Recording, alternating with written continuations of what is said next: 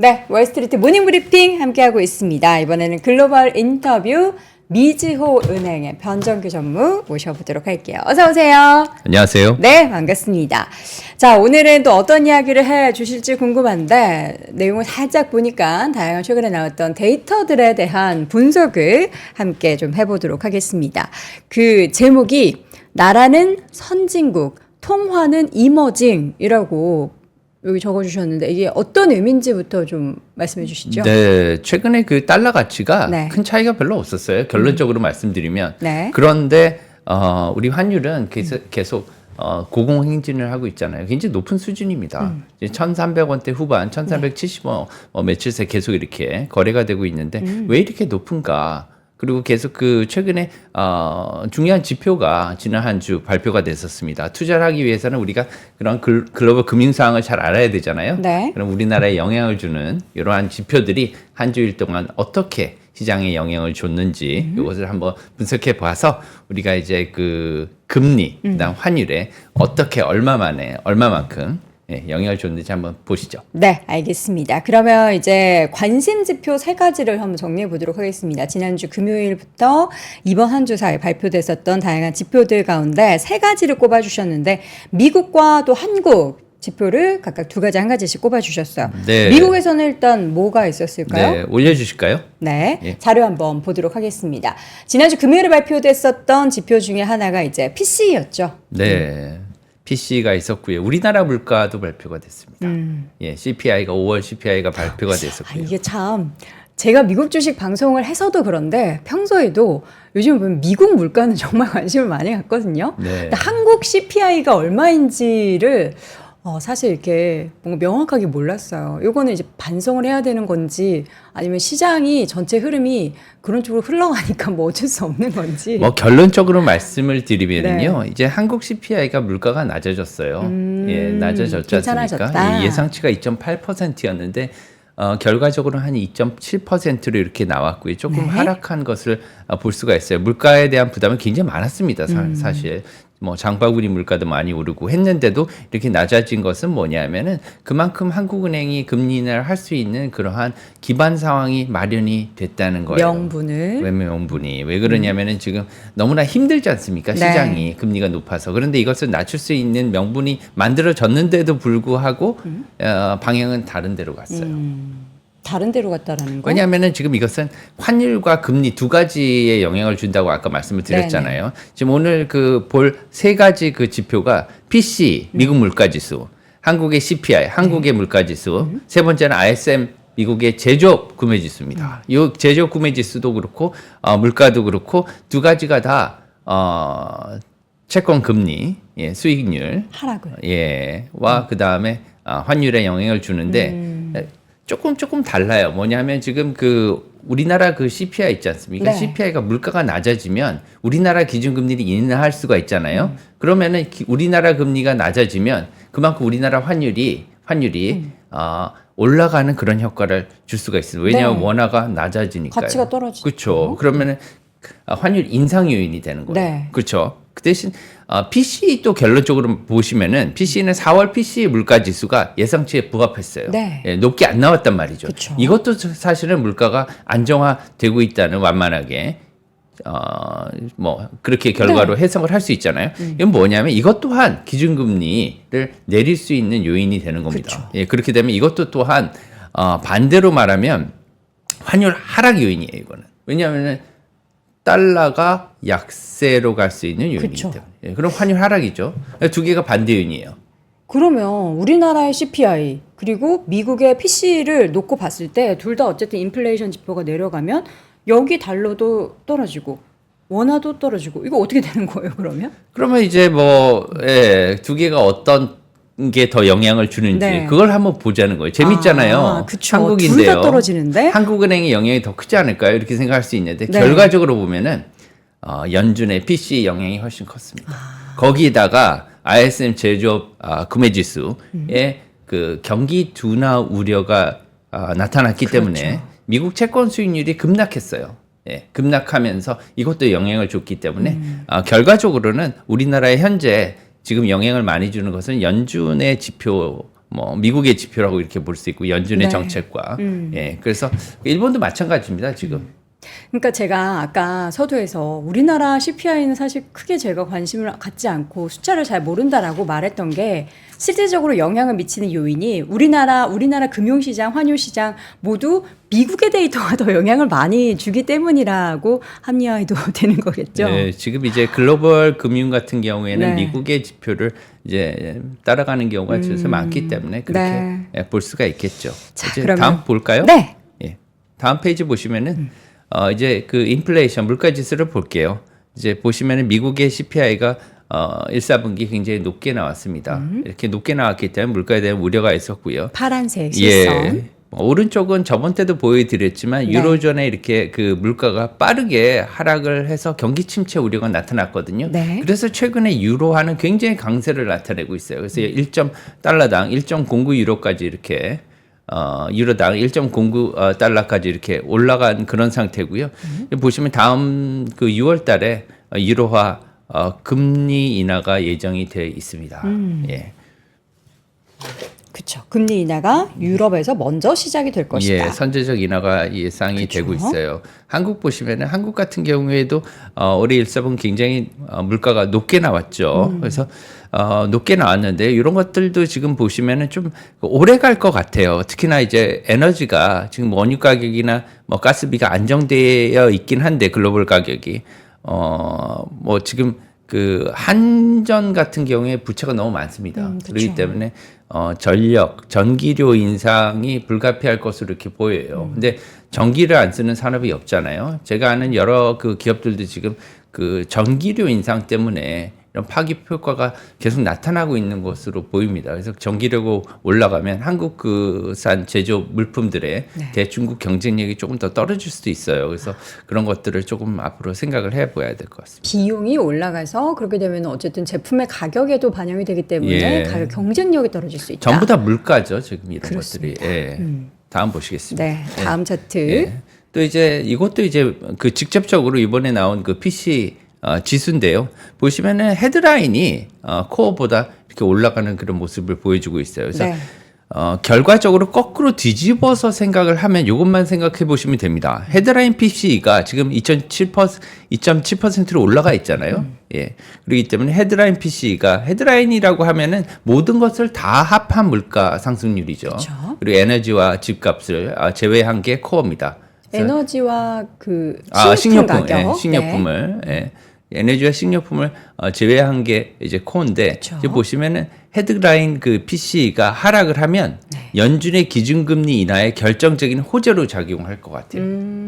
이것을 갖다가 기억을 하시면 될 겁니다. 네. 이게 떨어지면 연준이 금리 인하를 할 수 있는 그러한 명분이 서는 것으로 이렇게 생각을 해볼 수가 있을 것 같아요. 예.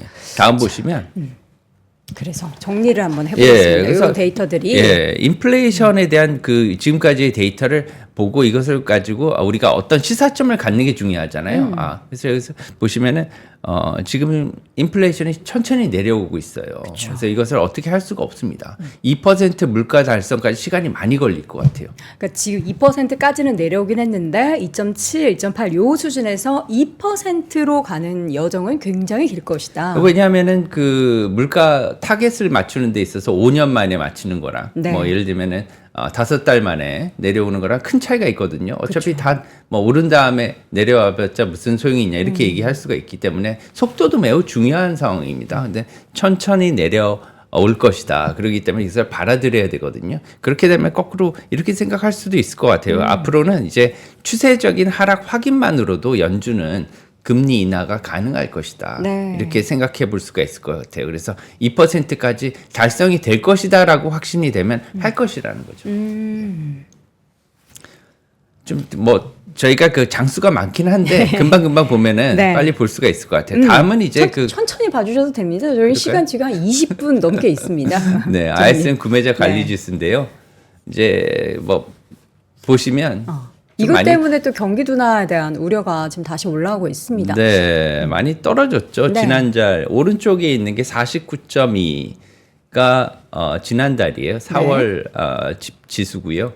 이번 지수가 5월달 지수가 48.7, 네. 좀 많이 떨어졌습니다. 그래서 이런 것들로 인해서 구매자 관리 지수가 떨어지면 구매력이 앞으로 떨어질 것이라고 생각해서 경기가 둔화될 것이다 이렇게 해석을 하는 사람들이 많잖아요. 네. 그렇기 때문에 이게 경기 둔화 우려로 이렇게 나타나서 채권의 수익률이 급락을 했습니다. 네. 왜 그러냐면 사실은 이런 그 ISM 지수는요. 주가 채권에 영향을 다 줘요, 원래.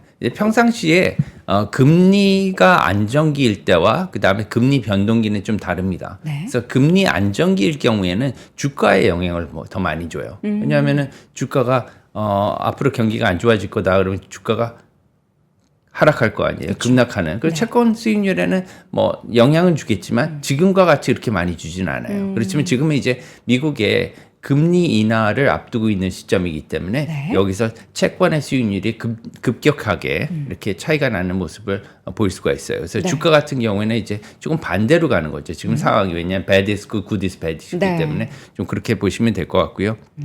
그래프를 보시면 미국채 수익률이 저렇게 한 며칠 만에 뚝 떨어졌습니다. 그러니까 저게 이렇게 급격하게 떨어지는 게 괜찮은 건가요? 괜찮은 게 아니고요. 그 좀 미리 그러면은 네. 저희가 서머리한 걸 한번 볼게요. 예. 네. 그러면은 아니, 이것을 왜냐면 우선 각도가 보시면 좀 가파르면은 어쨌든 가파릅니다. 뭐 좋은 게 아닌 것 같아서. 예, 그래서 채권 수익률이 지금 급락하고 있다는 건 뭐냐면 경기 둔화가 별로 이제 뭐 소프트 랜딩, 하드 랜딩 이런 얘기를 했지만 그 경기 둔화에 대해서 크게 뭐 체감을 많이 하지 않고 있다 이렇게 얘기하는 사람들도 많이 있지만 그렇지 않다는 거예요. 그래서 민감하게 반응한다는 겁니다. 채권 시장이 먼저 반응을 예, 하니까. 채권은 경기 둔화에 굉장히 민감하죠. 네. 예, 가장 먼저 반응을 합니다. 그러니까 최근에 국채 입찰하는 것도 수요도 굉장히 뚝 떨어지고, 그러니까 돈 수익률을 더 줘야지 우리는 입찰하겠다라는 그런 분위기는 최근에 계속 경기에 대한 우려가 없다. 경기 뭐 둔화되는 거 아니다라고 말하는 연준의 스탠스는 완전 다른 그런 시장의 움직임이 나타나고 있어서 걱정했는데. 글쎄요. 연준 같은 경우에는 그 한번 다시 띄워주시겠습니까? 안 그래도 그런 측면에서 한번 생각을 해보면은요. 네. 이러한 현상을 보고 미국 재무성은 웃어야 할까요? 아니면은 웃을 수가 없지 않을까요? 글쎄요. 그 국채 발행만 본다면은 웃을 수도 있어요. 아, 그래요? 예, 왜 그러냐면은 지금 발행 금리를 낮출 수가 있습니다. 발행 금리를 낮춘다고요? 네, 왜 그러냐면은 국채 수익률이 떨어졌잖아요. 새로 네. 발행 지금 국채 발행 물량이 많이 대기하고 있단 네, 말이에요. 네. 근데 국채 수익 지금 거래되고 있는 시장 금리가 낮아졌기 때문에 높게 이제 발행을 조금 낮게 발행을 할 수가 있는 거죠. 그럼 이자 부담이 낮아질 거 아닙니까? 네. 예, 그런 측면에서 보면은 미국 재무성은 좋은 거죠. 음. 예, 그리고 두 번째 더 중요한 점은 뭐냐면 네. 지금 약간 터닝 포인트를 볼 수가 있어요. 어떤 턴? 왜 그러냐면 경기 둔화가 나타났단 말이죠. 네. 그러면 금리 인하를 할 수 있는 어떤 결정적인 증거가 나타났단 말입니다. 경기가 안 좋아졌어요, 확실하게. 예. 그리고 난 다음에 시장 금리가 턴어라운드를 해서 계속 이제는 하향세로 가는 그런 추세적인 전환이 일어났다면 지금의 채권 금리는 피크로 볼 수 있지 않냐 이렇게 생각할 수 있다는 거죠. 근데요, 전무님. 이렇게 그러면 시장 금리가 떨어지고 경기에 대한 둔화 때문에 결국은 금리 인하를 한다라는 그 명분이 시장에 딱 전해지면 주식 시장 입장에서는 주가 하락을 야기시키는 거 아닌가요? 둘 다 볼 수 있죠. 왜냐하면 보통 때는 good is good이고요. 네. bad is bad입니다. 네. 근데 지금은 good is bad이고 bad가 good이잖아요. 네. 왜냐하면 안 좋은 지표가 나왔을 시장은 주식 시장은 좋게 반응하는 거거든요. 왜냐하면 연준이 기준금리 인하를 할 수 있을 거라고 생각해서. 그게 참 사실 항상 들을 때마다 너무 반대 아닌가. 사실 금리 인하하고 굉장히 아이러니컬한 네, 상황이죠. 그래서 그 두 개를 갖다가 어떻게 적용하느냐는 사실 굉장히 힘듭니다.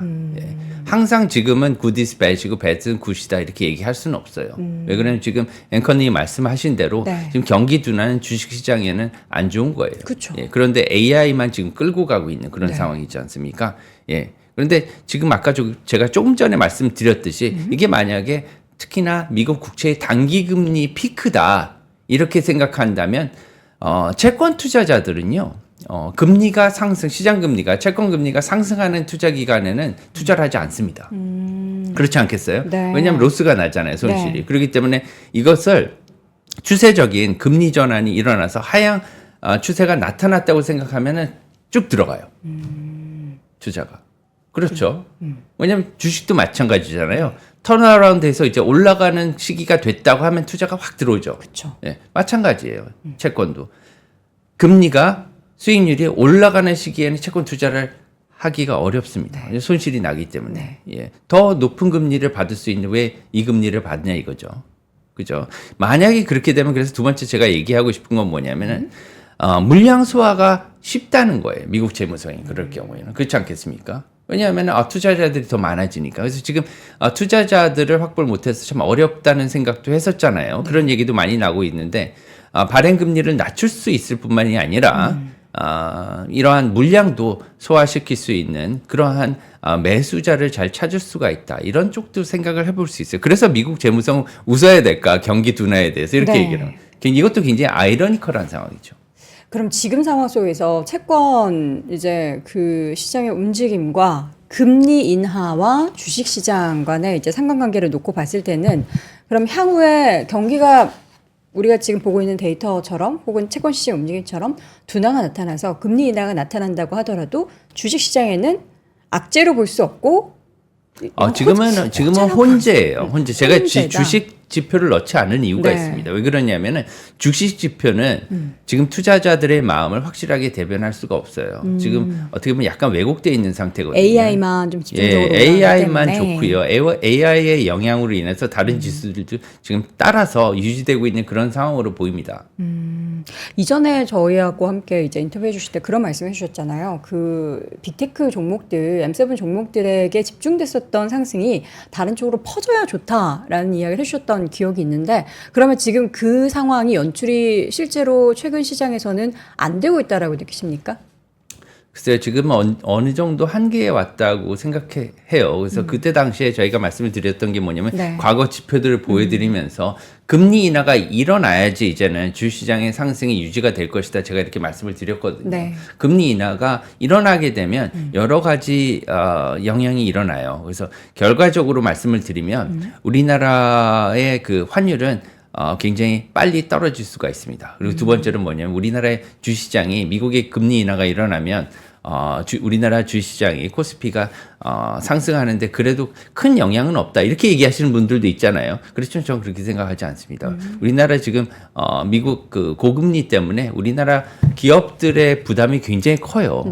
예, 그렇기 때문에 미국의 기준금리 인하가 일어나게 되면 시장금리가 떨어질 거고요. 그렇게 되면 기업들의 부담은 굉장히 완화될 것으로 보입니다. 네, 그렇기 때문에 주가에는 굉장히 호재가 될 거예요. 코스피에도. 환율 아까 이제 계속 말씀을 해주셨는데 환율 부분을 그럼 조금 더 자세하게 보도록 하겠습니다. 지금 이제 금리 수익률까지 봤죠. 예, 제가 한두 페이지는 아닌데 이거 금방 보시면 될 거예요. 지금 하나 더 금리에서 말씀을 드리면 장기금리가 더 많이 떨어졌어요. 최근에. 그렇지만 앞으로는 단기금리가 조금 더 많이 떨어질 것으로 보입니다. 그렇기 때문에 제가 투자자분들한테 부탁하는 것은 뭐냐면 미국 국채 레버리지 상품들이 많이 남아 있어요. 특히 장기 국채 레버리지 상품들이 많죠. 장기 국채는 물론 수익률이 많이 날 수도 있습니다만 주로 이것을 ETN이나 ETF로 만들어서 파는데 ETF와 채권은 달라요.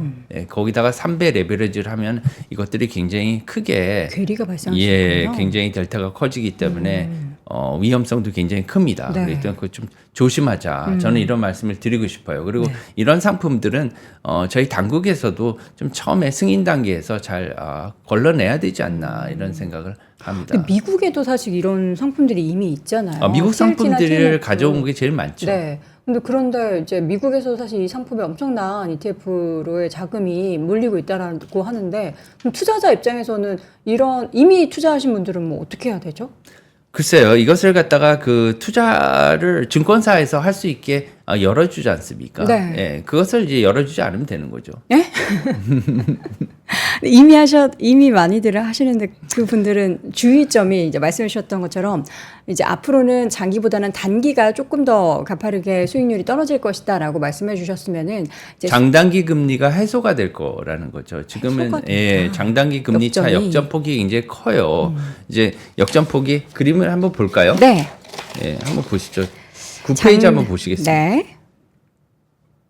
장단기 금리 역전폭에 대한 차트를 저희가 준비했습니다. 역전폭이 지금 뭐 0.43% 마이너스 포인트 정도, 0.43. 40bp 정도 이렇게 나오고 있습니다. 네. 이것이 이제 많이 좀 빠르게 해소가 해소. 될 것 같은 생각이 들어요. 그 대신 장기 금리가 굉장히 많이 빠질 것으로 생각하지는 않습니다. 네. 솔직히 말해서 왜 그러냐면 지금 물가 상승률이 아까 제가 말씀드렸듯이 아직도 어느 정도 유지가 될 것이다 이렇게 생각하고 천천히 물가가 떨어질 것으로 생각을 한다면 네. 채권은 그만큼 수익률을 많이 받아야 되거든요. 장기적으로 갈 때. 왜냐하면 물가가 10년, 20년 갈수록 굉장히 그런 효과가 누적 효과가 커질 것이기 때문에 네.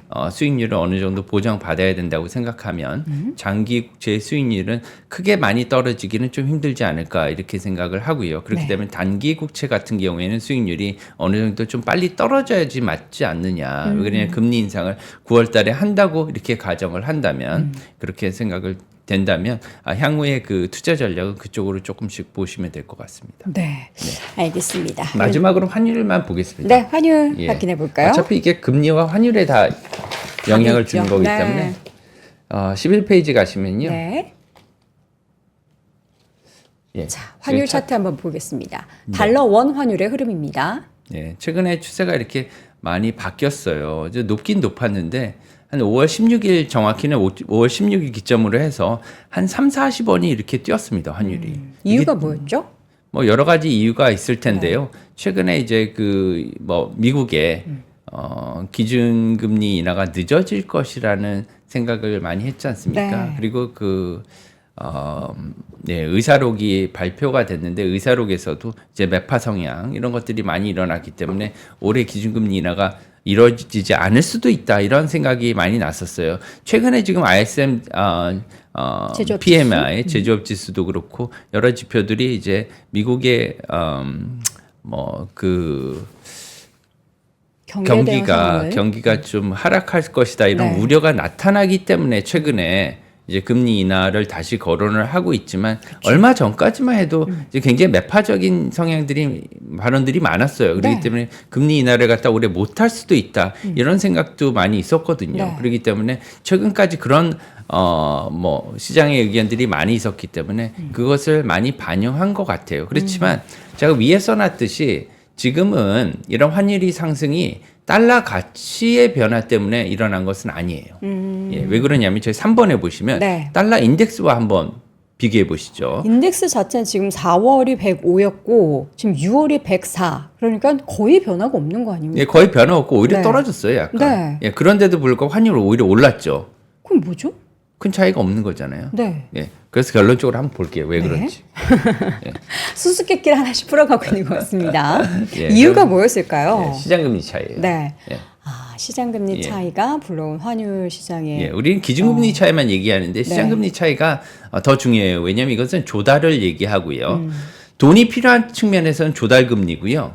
시장금리는 투자를 하는 돈을 갖다가 굴리는 입장에서는 투자금리잖아요. 투자 수익률이고 그렇기 때문에 이것의 차이는 굉장히 큰 거예요. 그래서 한국과 미국의 시장금리 차이 확대가 환율의 변화를 일으켰다. 네, 많은 영향을 주고 있죠. 네. 예, 그리고 지금 보시면 기준금리 차는 2%로 동일하지만 제가 그 2003년 이전의 그 그래프는 지금 넣지는 않았지만 2003년부터 시작해서 계속해서 지속적으로 이렇게 확대가 되는 모습을 보여주고 있습니다. 네. 예, 한 2년 동안. 네. 그렇기 때문에 기준금리 차이가 2%가 났을 때도 시장금리 차이는 거의 없었어요. 예, 예. 작년 여름 생각해 보십시오. 네. 미국 국채 10년물 수익률이 3% 중반. 우리나라 10년물 국채 수익률도 3% 중반이었지 않습니까?